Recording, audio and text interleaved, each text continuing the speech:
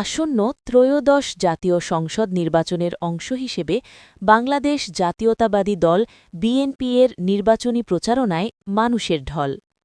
চাঁপাইনবাবগঞ্জ জেলা প্রতিনিধি মোহাম্মদ সেতাউর রহমানের প্রতিবেদনে।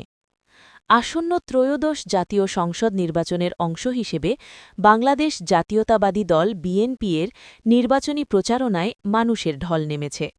নেতাকর্মী, সমর্থক, এমনকি সাবেক ছাত্রনেতারা আলাদাভাবে নির্বাচনী প্রচারণা চালিয়ে যাচ্ছেন।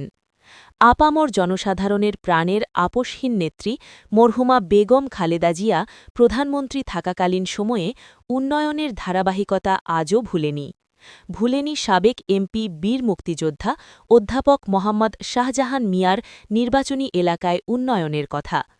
দীর্ঘ সময় পর অধ্যাপক মোহাম্মদ শাহজাহান মিয়াকে ভোট দেওয়ার সুযোগ পেয়ে নারী পুরুষ উচ্ছ্বসিত হয়ে মাঠে নেমেছে। এলাকার উন্নয়ন করতে হলে এমপি শাহজাহানের বিকল্প নেই, এমন প্রত্যাশা সবার। মিটিং, মিছিল, গণসংযোগ সহ প্রতিটি কর্মসূচিতেই নারী পুরুষের উপচে পড়া ভিড়।